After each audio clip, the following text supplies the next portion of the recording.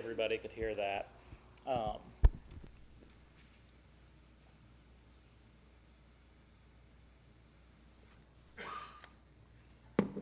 again, we're in chapter 3 of Strange New World. Again, I would, we didn't buy any copies for y'all. I do hope. Yeah, I'm not just constant. Maybe I am. I don't think I'm just constantly recommending books. That may not be true. But anyway, if I am constantly recommending books, I mean, this book above everything, that's been written in recent years, I would highly, highly, highly encourage you to read this. This is the abridged version of his Strange New World. Strange New World is the abridged version of The Rise and Triumph of the Modern Self. I do think this is accessible. I do think y'all could read this and understand this, and I do think it's extraordinarily helpful for explaining the world you live in. And again, I really think this content is probably especially important for the youth, that they may understand this more than y'all do in a way. But anyway, so we're in chapter 3, Prometheus Unbound. In the second chapter, Truman addresses how the issue of inner feelings came to be seen as ultimate, even if these inner feelings are in direct contradiction to external reality. We have thinkers, Truman argues that we have thinkers like Rene Descartes, Jean-Jacques Rousseau, and Percy B. Shelley to thank for the articulation and popularization of such ideology, they're each progressing it in one way or another. And what these thinkers did was reject the idea of original sin and the need for humanity to be reshaped and made new according to the image of God. They instead asserted that man is born in a morally pure intellectual state that society then goes on to corrupt. And to resist this corruption, people must be true to their inner feelings to achieve an authentic life. For the Romantics that promulgated this sort of way of thinking, they still believed, as Truman said, they still believed there was such a thing as human nature. This pure, unvarnished nature that could be found out in the natural world by observing it. And again, as Truman said, everybody can get back to that. We could all have this shared moral compass, especially of the empathy that is seen in nature. Today's lesson addresses how this next group of thinkers in the 19th century abandoned the idea of a fixed human nature. What we call the thinkers of the last chapters Romantics. Paul Ricoeur, I believe I'm saying that right, calls the sort of thinkers of this chapter the masters of suspicion. The masters of suspicion. And these masters of suspicion treat morality, religion, and even the body as materials for their self-creation. They have come to be suspicious of the categories that they inherited, that came down as they saw as inherited from a religion, whether Judaism or Christianity. The title Prometheus Unbound is the title of the drama by Percy B. Shelley about the casting down of Jupiter, or Zeus, when Prometheus is released from his torment. Prometheus, of course, is the Titan. He gives, against the will of the gods, he gives fire to man, and thus technology to man. And then the gods imprison him.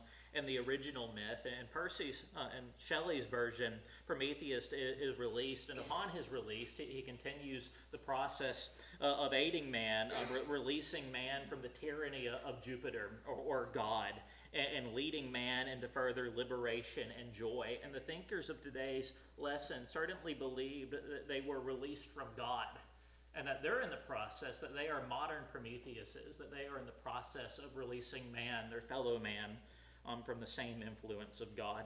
In today's lessons, I plan to cover 4 points. Firstly, how Marx taught modern people to see religion and morality as tools of oppression. Secondly, how Nietzsche taught modern people to see morality as power and identity as self-creation. Thirdly, how Oscar Wilde anticipated the modern idea that life is performance and authenticity require self-expression. And fourthly, how the Christian doctrine of creation, sin, and redemption answers this modern crisis of identity that this modern world the intellectuals created. So first, Marx, religion, alienation, and the politicization of everything. To understand Karl Marx and his thought, you need to understand that Marx was an adherent of the Hegelian mode of philosophy. He was a student of the German intellectual and religious philosopher George Wilhelm Friedrich Hegel. What Hegel did, it's not really unique. Hegel did, he repopularized Neoplatonism, the philosophy of Neoplatonism. What is Neoplatonism? The Neoplatonists thought they believed in a divine mind that either creates the universe or the universe is proceeding. You know, you think of the divine procession of the Trinity, the procession of the Holy Spirit from the Father and the Son, that the universe is the procession of the divine mind, and the divine mind, or the universe, is in the process of waking up. This present life is a dream, and we're all in the process of waking up and realizing that we are God, or the universe is God. There was a Christian form of Neoplatonism and the heresy of Neoplatonism in the Middle Ages. Hegel's just really reviving that. He's changing the terminology around. His major contribution to, so he's a pantheist at the end of the day, that's hotly debated. His major contribution to philosophy was his dialectical method. You have a thesis proposed, I have this idea. Somebody has another idea, an antithesis to my thesis. These two things are directly contrary to one another. Neither one of them is correct, but both have error in them. And when the thesis and the antithesis collide, they produce something that is more true or more correct than either the thesis or the antithesis. And then this process, that new synthesis becomes the new thesis, a new antithesis arises. And so it's just this constant conflict of ideas. And ultimately, the process of this dialectical method for Hegel is the realization that we are God. We'll finally wake up. Truman writes, we might summarize Hegel by saying that he saw true, full human nature as something emerging over time, as something to be realized by historical process that would terminate at some point in the future. This process was one that he characterized as being one of spirit. And that's a very bizarre concept in Hegel. That's something that's rather hard to explain. I mean, even Hegelians debate what that means. But Marx's advancement on Hegel was to come to the conclusion that there is no God. That there is no, we're not in the process of waking up to realize there's a transcendent reality that we're all part of. Marx's advancement is that there is no God, and that the conclusion of the dialectical process is the acceptance that there is no God. Man is all that there is no higher reality, and the sooner that man realizes that, the sooner that man can begin to actually flourish in having escaped the tyranny of religion. Marx, in his introduction to his work Kapital, or Das Kapital, he states in the introduction that he has turned Hegel on his head, which Marx says is to turn Hegel right side up. Hegel sought a higher reality. Marx believes that this world is all that there is. He turns his attention to material conditions as described by economic terminology. For Marx, who we are is shaped entirely by economic relations, which means that identity, morality, religion, family, work, and social institutions must all be interpreted through the lens of power and economics. At the end of the day, Marx, they talk about the science of Marxism. Marxism is not scientific in the least bit. Scholars have studied Marx's works, and the vast majority of it is misquotations and fabrications.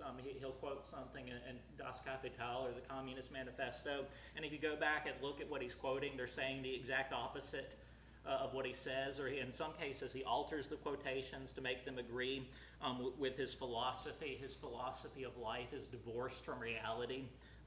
Marx, he claims he's interested in the physical world. He's completely divorced from it. But at the end of the day, Marx is really an artist. In the line of the Romantics, he's a poet. Marx writes a massive amount of poetry. In a way, he's a failed artist in the same way that someone like Adolf Hitler was. But as a poet and an artist, and that's how he views himself, Marx is an artist. He's influenced by the Romantics. He's moved beyond the Romantics. The Romantics thought that the state of nature demonstrated some ideal morality. I think of, you might laugh at me. You might know who the singing comedian Bo Burnham is.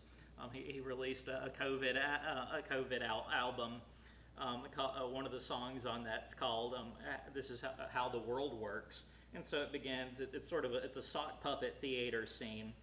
The secret is the world can only work when everything works together. A bee drinks from a flower and leaves with its pollen. A squirrel in a tree spreads the seeds that have fallen. Everything works together. The biggest elephant, the littlest fly. The gophers underground, the birds in the sky, and every single cricket, every fish in the sea gives what they can and get what they need. That's how the world works. Okay, so that's the romantic view of reality. It's just nature's this harmonious thing where all the animals and the creatures, they just love and take care of one another. And that's what human beings are deep down inside. Okay, so Marx takes a look at the world, and it's immediately abundantly obvious to him, and it's also abundantly obvious to anybody who's spent more than 2 seconds observing nature. That is not how the world works. That's certainly not how nature works. And so the next stanza of Bo Burnham captures how Marx saw the world as working. The simple narrative taught in every history class is demonstrably false and pedagogically classist. Don't you know? The world is built with blood and genocide and exploitation. The global network of capital essentially functions to separate the worker from the means of production, and the FBI killed Martin Luther King. That's how the world works. The world as it is for Marx is not harmonious, but it is fundamentally in tension. It is a world of separation and alienation. Marx believed the present system of capital, or capitalism, functioned to alienate the laborer, that is, to separate the worker from the means of production and from what was being produced, and that this system is used by the bourgeoisie, that is you, the middle class, to oppress the laborer. Alienation, says Truman, at its simplest refers to that feeling that leaves us at odds with our surroundings. So the child on the playground, they're all lining up to pick teams. The child that gets picked last or doesn't get picked at all feels alienation. For Marx, man is alienated by economic considerations. The worker in the factory assembly line is just sitting there all day, every day, repetitively, driving a nail into a piece of wood that's just passed down to the next worker. This worker is paid a wage that he can barely get by on. He never enjoys the fruits of his labor. He never owns the furniture he makes because he can't afford it, and he is nothing more than a cog in a machine. Truman writes, we might say such work is soul-destroying. Marx would say that it is alienating. It prevents men and women from being who they should be. And so Marx, he's living in some sense consistent with his philosophical outlook. Marx never did an honest day's work in his life. He never held down a job. He worked briefly for a newspaper, and that was about it. He lived entirely off charity and scamming his friends and family members. It's also interesting to note we have lots of evidence to suggest that Marx never once observed a factory worker doing an honest day's work. He talks about these people and the horrific conditions they're under and the feeling of alienation they have. Marx didn't know any of these manual laborers. He had multiple opportunities. He's invited at some points to go visit factories and mills to see what they're like, and he refuses to do so. He's not interested in that. He's only interested in talking about them. As Rousseau was allegedly an expert in raising children, but in practice Rousseau absolutely despised children, so too Marx was allegedly an expert in saving the working class, but in practice he absolutely despised the working class. He didn't want to have anything to do with them personally. Marx thought it was patently obvious that religion was false. So he's not really interested in disproving that. He thinks the Enlightenment has already done that. He's more interested in why people persist in believing in religion, even though he sees it as something that's obviously false. He sees it as something that is not intellectually viable in the least. So he resolves this question psychologically by building on the work of the atheist philosopher Ludwig Feuerbach. Feuerbach wrote, religion, at least the Christian religion, is the relation of man to himself, or more correctly to his own nature, i.e. his subjective nature. But a relation of it viewed as a nature apart from his own. The divine being is nothing else than the human being, or rather the human nature purified, freed from the limits of the individual man, made objective i.e. contemplated and revered as another, a distinct being. All the attributes of the divine nature are therefore attributes of the human nature. And Sigmund Freud's going to pick up on this and say this idea of our Father in heaven, that's just man's projection of his inner psychology. That because we have bad relations with our earthly father, we've just projected an ideal father into the sky that doesn't really exist. It's just an idealized version of something on the inside. Truman writes, what Feuerbach is saying here is that religious talk about God, talk that a believer thinks is referring to God as an objective being, is really just talk about humanity. An ideal version, but humanity nonetheless, projected onto an ideal that has no real existence. We might put this in more accessible terms by saying that God talk represents wishful thinking on humanity's part. And the reason human beings do this is because they are alienated. They know they are not what they should be. And so they relieve their frustration by inventing a being called God, onto whom they place their ideals, hopes, and aspirations. So Marx picks up on this and he advances it in two crucial ways. Firstly, he sees religion deriving from economic conditions that are in themselves the source of the alienation that man faces. Truman writes, religion may make claims about something spiritual and otherworldly, but it is really this world that is its primary concern. Thus, for Marx, religious morality is really an expression of the economic concerns of the dominant class. In the case of 19th century Europe, this was the bourgeoisie, the factory owners, the merchants, the middle class. Truman then writes, take for example, Christianity's teaching taught from myriad pulpits over the years that husbands and wives should be faithful to each other, should not drink too much, and should work hard and honestly for their masters or employers. A Christian might see these as imperatives because they are the will of God and the means by which human beings made in his image can flourish. Marx, however, would see such a belief as mystical nonsense. For him, these imperatives are the means by which the middle class employers make sure that their workers are the kind of people who make up a stable, sober, obedient workforce. Oh, the horror of it all. Human beings would be stable, obedient, and beneficial to society. And he would interpret the grounding of these imperatives in religious arguments simply as manipulative ways of granting them an absolute moral authority that cannot be challenged. That which is convenient, even necessary for maintaining the world of the factory owner, is disguised as a non-negotiable imperative rooted in the character and command of God. In other words, doctrines like marital fidelity, sober-mindedness, are actually designed to oppress the working class. That marriage is fundamentally an institution of oppression and thus should be done away with. Sobriety is an institution of oppression and should be done away with. And indeed, Mark spent much of his time, hammered, drunk. He would drink till 5 in the morning every day, sleep most of the day. He would sleep 14 hours a day, and then repeat the process. And that is what Mark sees as ideal life. Secondly, the second implication that Marx takes from Feuerbach's is the justification to change the world by radical means. Feuerbach thought that the purpose of philosophy was to observe the world, that we're just going to be sort of neutral scientists. Marx thought the purpose of philosophy was to change the world.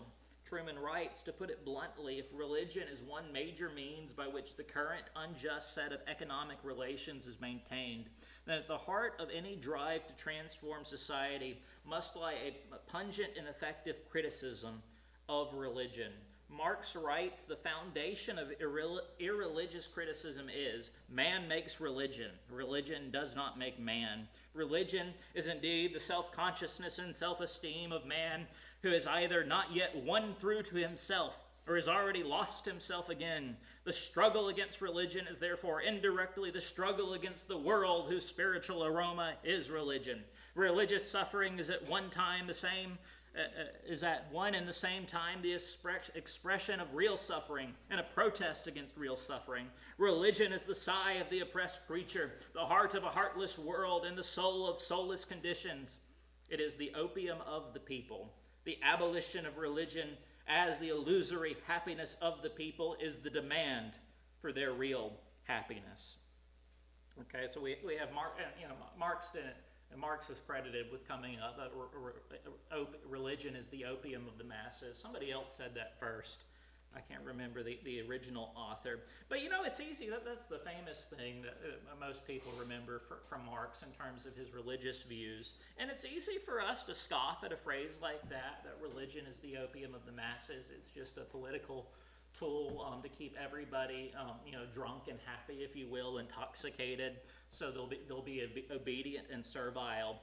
But in Marx's own day, he writes that in 1844, that would have been something that would have been especially meaningful and relevant to the world he was living in and people who were observing current events. What's going on with opium in 1844?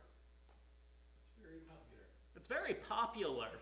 And what sort of, is anybody, what's going on with opium on a global stage geopolitically? There's two major events that are directly tied to the opium trade that Western powers orchestrate. The first and second opium wars. So the British, there was a problem. The Qing dynasty, spelled Qing, the Qing dynasty of China was prospering due to a trade deficit with Western powers. The Chinese have the most popular economic commodity of all time, tea. So they're selling tea, porcelain, and silk to Western countries. The British had a monopoly for a long time on this, and they're selling this stuff for silver. And so there's a currency collapse going on in the West because Western powers are shipping all their silver to China, and the Chinese are not buying anything from Western powers. They don't need anything that the West had to offer. They don't need as much. And so all the silver is going to China, and so the British decided, well, we need to start selling something to the Chinese. What do we have that they won't? Opium. So we're going to produce massive quantities of opium in India. We're going to ship it to China. We're going to get the whole population hooked on this, and we're going to make lots and lots of money. So the trade deficit gets reversed.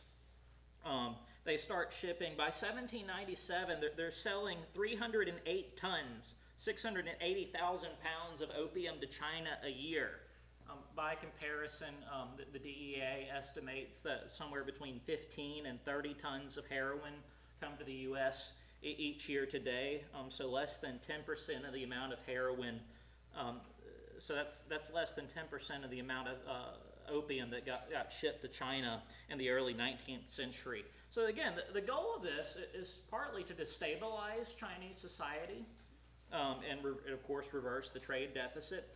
And of course this causes massive problems, and the government realizes this is bad. The vast majority of the population is hooked on this drug, so it's outlawed, and the British keep selling it anyway. So in 1839, the King Emperor bans the sale of opium, and he seizes the supplies that are in the British warehouses in Canton. The response was Britain, the United States, and France invaded, and they reimposed the opium trade upon the Chinese population in two different wars. So Marx is looking at this. This has happened this happened again, 1839. Marx is writing 5 years later. Marx is looking at these great Christian powers, and they're forcing opium upon the Chinese people for economic gain. An exorbitantly high cost to Chinese society. And so he sees this as an example. His argument is, well, this is just what Christianity is. This is what they're doing to China. They may be using opium in China, but they're using other means in the West. It's all about oppression and exploitation. They're doing all these things to keep the working masses in check so they can extract money from them by any means necessary. And of course, there's plenty of opium going around in the West as well. And we're going to talk about Oscar Wilde. Of course, opium is going to be a major theme of his works. If you read the original Sherlock Holmes novels, there's going to be a lot of opium. If you have Sherlock Holmes going to opium dens to smoke opium. It was the sort of thing that people did back in the day. And Marx is seeing this as something that Christian societies are imposing upon the masses. And so there's a lot of outrage today, about countries like China and Venezuela manufacturing fentanyl to ship to the United States. They're trying to destabilize our population. And the reality of the situation is the United States has historically, by open force of arms, forced opiates upon the Chinese population. And you think, well, that happened, that was over 100 years, well over 100 years ago. That was almost 200 years ago now. Things have changed, but they really haven't. In the last 2 decades, the U.S. government has expended a lot of money and resources for subsidizing and defending heroin production in Afghanistan. You can look up videos of U.S. soldiers guarding poppy fields in Afghanistan so the Afghanis can make heroin to sell on the global market. So this wasn't a problem just 2 centuries ago that we've moved past. While the American populace might be blind to hypocrisy, we're complaining about China shipping fentanyl over here. The rest of the world is looking at us, and they see it as what it is. The U.S. encourages opiate distribution in foreign countries. So why is it wrong when foreign countries encourage opiate distribution in the U.S.?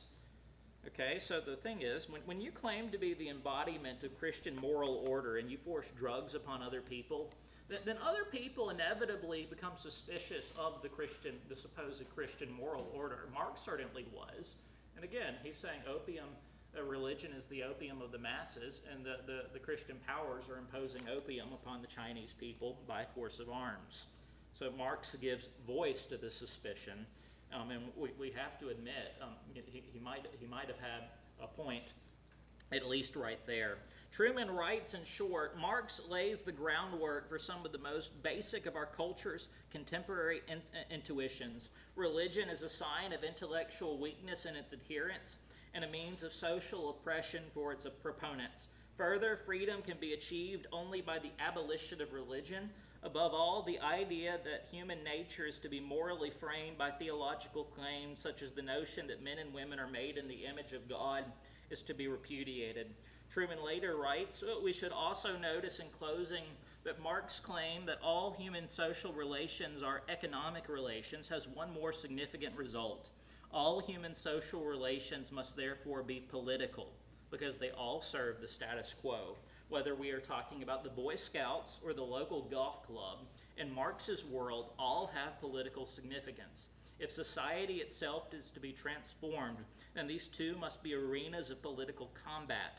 That probably sounds very familiar in a world where the last decade has seen cake baking, flower arranging, and school bathroom policies subjected to acrimonious legal wrangling. The pre-political is no more.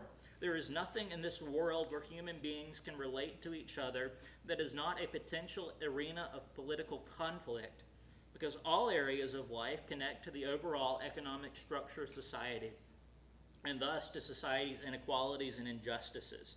And Marx should be given much of the credit for laying the theoretical foundations of that. Of course, it's not like that Marx said, well, we should respond to the evils of society by proclaiming virtue or protesting these injustices he saw. But Marx believed that the revolution necessitated the violent overthrow of the government and ruling class and the slaughter of millions. People, they talk about, Russia and China, that wasn't real Marxism. All the violence, the hundreds of millions that died in the last century, that's not real Marxist. That's not what Marxists believed. That is absolutely, he talks about it a lot. I mean, look at the quotation, the last quotation under point 1. The Holy Father of the Church will be greatly surprised when the judgment day overtakes him, the day when all this comes to pass, a day when the reflection in the sky of burning cities will mark the dawn, when together with the celestial harmonies, the tune of the Marseillaise and the Carmagnole will echo in his ears, accompanied by the requisite "Ah, Sarah, Sarah," and hang self-consciousness by means of the lamppost. He's talking about the French Revolution and the anthem of the revolution, "Ah, Sarah, Sarah," it will be. The English cartoonist, when the revolution is undergoing for the execution of Marie Antoinette, they have the demons surrounding the guillotine. They're all chanting, "Ah, Sarah, Sarah," which is what the French populace was chanting. The reign of terror, the guillotining of thousands of people, the mass starvation, the crashing down of the old order by extraordinarily violent means. This is Marx's ideal. This is what he wants to happen everywhere. He wants life, at least in the revolution, to beat to the beat of the guillotine. And so absolutely, people say, oh, that's not real Marxism in Russia and China. That is the epitome of what Marx was looking for, the slaughter of millions. So the 20th century is the story of the sort of burning that Marx was looking for. I'm only going to get through half the lesson today. That's okay. So on to this. Any questions or comments up until this point? Yes, sir. I'm just gonna sort of ask a question. Is it true that Marx's last name was not Marx, it was Levi? That was one of the surnames. So what year? So His father was a... his father, he's on both sides descended from long lines of Talmudic scholars and well-known rabbis. People have characterized the nature of his work as Talmudic scholarship. He's baptized as a Protestant when he's 15, so I think it was at Frederick Wilhelm. So bans Jews from political office, from working in the law field and things like that. So his father converts to Protestantism. It's convenient, but Marx is baptized at 15. They all changed their names. It looks like, though, we have records. Marx seems to have looked like a devout Christian from that point on. He believed this stuff. He was reading about this stuff. Marx is probably more well read on the Bible, including the New Testament, than the vast majority of American Christians. Karl Marx. The young Karl Marx. Of course, he goes on to reject this.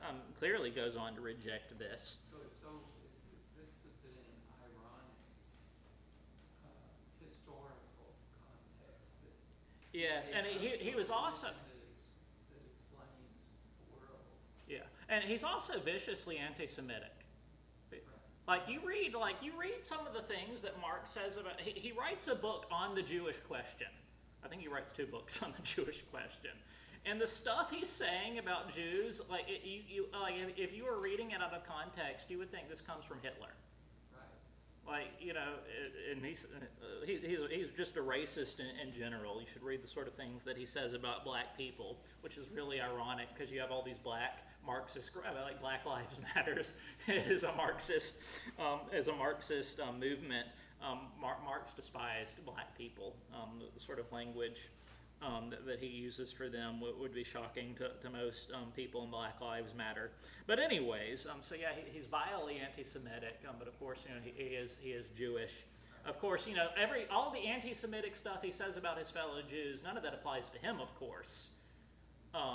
But he's all for the overthrow and the death of Jews in Germany as the necessity for.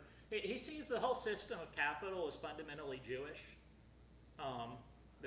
He says the god of the Jew is money. The jealous god of the Jew is money. And so to free society, we have to free society of Jewish influence. It's wild stuff. I think everybody ought to read Marx just for the kicks and giggles. But anyways, Nietzsche, any other thoughts on Marx? It's I think Davey in his Presbytery report, one of the things that was brought up is, they were talking about in the discussions about Kenism, and hatred of other races. That one of the things that's brought up. Well, it's also a sin to hate your own race and despise your own race. And Marx is a primary example of that. Again, just wild. He as a Jew, Marx is wildly anti-Semitic, and like in Hitler language, anti-Semitic. All right, so Nietzsche, point 2, the death of God and the death of moral nature. Like Marx, Friedrich Nietzsche was fascinated with why religion persists after the Enlightenment proved that religion was false, or Nietzsche thought the Enlightenment proved that. But Nietzsche was particularly concerned with why the influence of religion persists among those who have agreed with the Enlightenment conclusion about religion. He says, so I'm surrounded by people who don't believe in God, and yet they're acting as if God is real. Why do people who hold to atheism still persist in behaving in ways that align with Christian or Jewish teaching? So this is how he frames the issue in his work, the gay science, or the modern editions will say the joyful science I think gay is better. It's in the original, it's the frolicking science, so that sounds pretty gay to me. But anyways, he writes, after Buddha was dead, his shadow was still shown for centuries in a cave, a tremendous, gruesome shadow. God is dead, but given the way of men, there may still be caves for thousands of years in which his shadow will be shown. And we still have to vanquish his shadow too. So the shadow of God, this gruesome shadow for Nietzsche, was the persisting remnants of Christian moral notions, things like, awful things like charity, self-sacrificial service, honesty, and respecting the rights of others. Nietzsche thought all this was absolutely deplorable. If there is no God, then there is no objective reason to hold to such notions. Nietzsche dramatically illustrates this in a parable a few paragraphs down. This is one of his most famous aphorisms, the madman. I'll read it in its entirety. Have you not heard of that madman who lit a lantern in the bright morning hours, ran to the marketplace, and cried incessantly, I seek God, I seek God. As many of those who did not believe in God were standing around just then, he provoked much laughter. Has he got lost? Asked one. Did he lose his way like a child? Asked another. Or is he hiding? Is he afraid of us? Has he gone on a voyage, emigrated? Thus they yelled and laughed. The madman jumped into their midst and pierced them with his eyes. Whither is God? He cried. I will tell you, we have killed him, you and I. All of us are his murderers. But how did we do this? How could we drink up the sea? Who gave us the sponge to wipe away the entire horizon? What were we doing when we unchained this earth from its sun? Whither is it moving now? Whither are we moving away from all suns? Are we not plunging continually backward, sideward, forward, in all directions? Is there still any up or down? Are we not straying as through an infinite nothing? Do we not feel the breath of empty space? Has it not become colder? Is not night continually closing in on us? Do we not need to light lanterns in the morning? Do we hear nothing as yet of the noise of the grave diggers who are burying God? Do we smell nothing as yet of divine decomposition? God's to decompose. God is dead. God remains dead, and we have killed him. How shall we comfort ourselves, the murderers of all murderers, most holiest and mightiest of all that the world has yet owned, has bled to death under our knives? Who will wipe this blood off us? What water is there for us to cleanse ourselves? What festivals of atonement, what sacred games shall we have to invent? Is not the greatness of this deed too great for us? Must we ourselves not become gods, simply to appear worthy of it? There has never been a greater deed, and whoever is born after us for the sake of this deed, he will belong to a higher history than all history hitherto. Truman writes, God has not simply become irrelevant or implausible over time. Enlightenment philosophy has intentionally denied his relevance and even his existence. It has done away with him. But here's the rub. Enlightenment philosophers have failed to draw the necessary conclusions from this notion.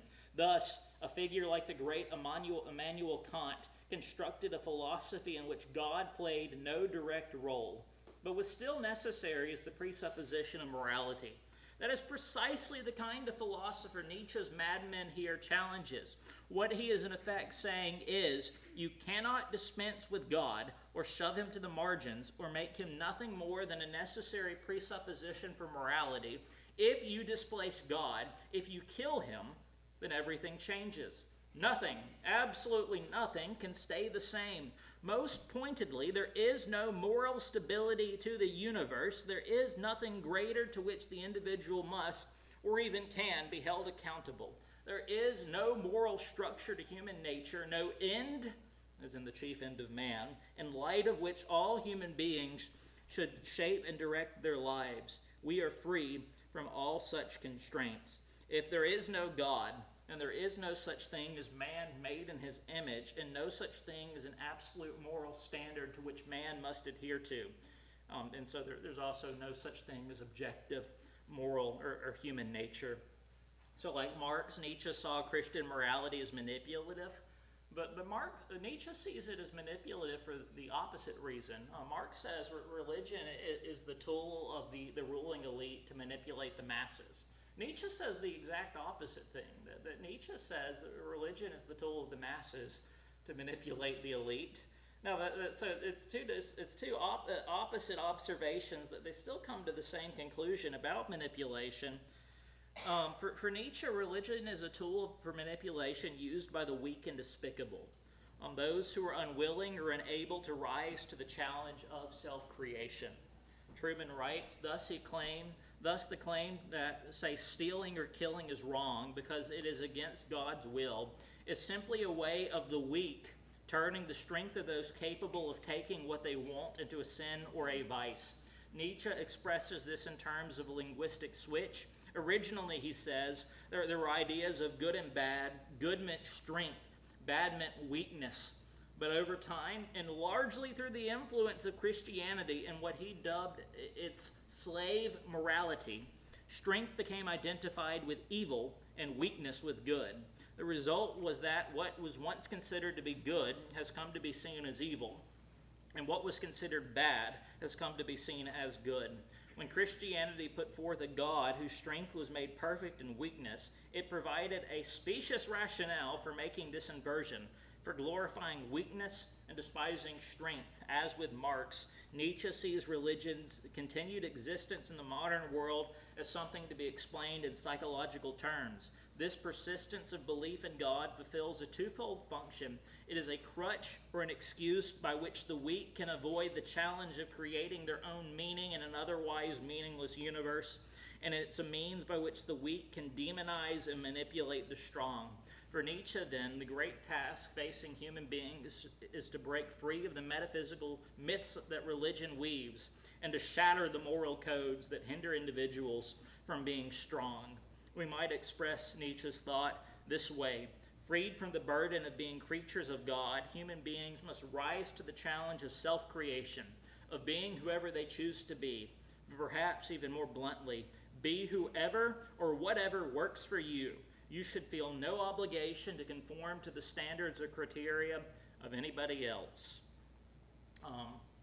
That's about all the time we have. I was about halfway. Any thoughts or points? Yes, ma'am. I think it's interesting that people like Rousseau and the Shelleys and Karl Marx, they lived lives in which it was completely hedonistic. Everything. It was completely what? Hedonistic. Oh, yes. And their pen was their only weapon. But yet they've influenced millions upon millions of people. And I just was thinking about how does philosophy actually infiltrate the masses? You know, and it's kind of going back to what the first guy, Hegel, was saying. Like when you have this idea, and then you have you have the thesis and antithesis, and it's like, I don't know, it's just fascinating to think how these people who changed the world did nothing with their everyday other than their pen, but like who's reading these people and why is it how does it actually get onto the ground of the masses?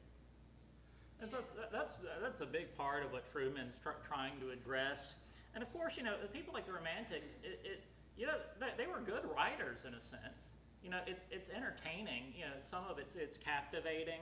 But the masses, the oppressed people, are not reading it. Right, it's the bourgeoisie. It's people like Marx and his father was a huge fan of Rousseau. And so it's people, you know, this stuff, and you know, part of it's the university system and the education system. So because you know these people were important, we're all going to read them. And what happens is Rousseau gets read. You know, this is the sort of thing that the Romantics get read by high school students. And you know the class, and you know the teacher, you know, with some liberal arts degree is going to say, "Oh, isn't this so appealing?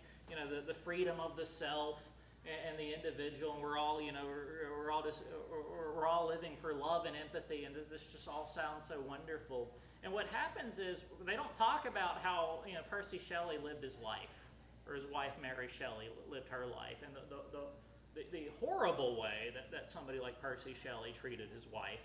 or wives plural, and his various mistresses. I think so, like, Paul Johnson's book, Intellectuals, he's going in, he's talking about, well, how did these people live? Like Rousseau, again, Rousseau's the great, father of modern education and child rearing. Rousseau hated children. He abandoned all 5 of his own children, and he just hated children in general. He didn't know children. And so it's these ideas that they're just given out of context and divorced from the way that these people lived their lives. Were these people true to the ideals that they claimed? Did they actually, the stuff they said everybody else should live like this, well, did they actually live like this? And to the extent that they did this bring about the flourishing that they envisioned? The people talk about Karl Marx and his ideas about alienation. Again, that alienation resonates. We all know what to be alienated feels like. And people that don't have any experience of the real world, like high school and college students, they read this sounds appealing, this sounds somewhat rational because it's encapsulated in all this intellectual language, and this sounds scientific.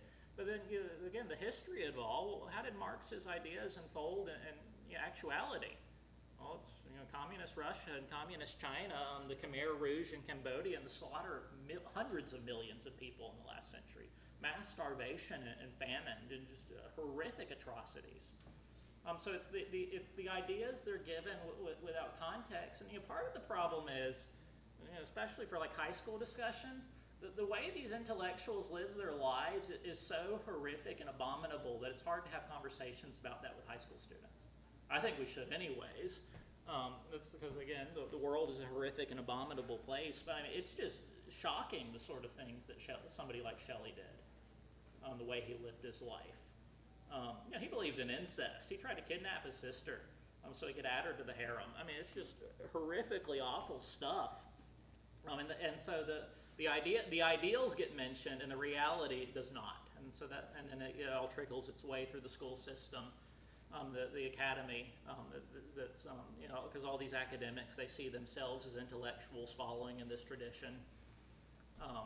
But yeah, Truman's entire work is an explanation of how he thinks that this all came about. How did it jump from the intellectuals to the common man? If I could add that the slow march through the institutions, whether that effort slowed and steady. Yeah. So, I mean, this took centuries. Again, this is a process that starts in the Enlightenment, and it slowly works its way to the present. And as it goes along, it speeds up. Any other thoughts on all that? All right, let's close with a word of prayer. Let's pray.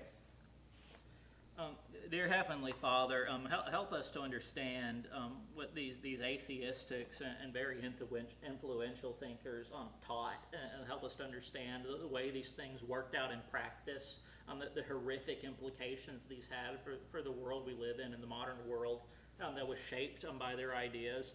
Help us to understand what these people believe so that we can in turn address it. In conversations with people who do hold to these things, who do believe this is wonderful, and help us to expose the horror and the absurdity of it all, to help us to be able to demonstrate that these ideas do not lead to human flourishing, but they lead to the death and the slaughter of millions, particularly the oppressed masses which these ideas claim to be able to save. Help us to teach the world and proclaim that there is a way of salvation for the masses to be delivered from alienation, that it is sin that alienates us, one from another and us from God, and that you have provided the solution to this alienation in the person of your Son Jesus, who draws us to yourself and restores us to one another, in whose name we pray. Amen.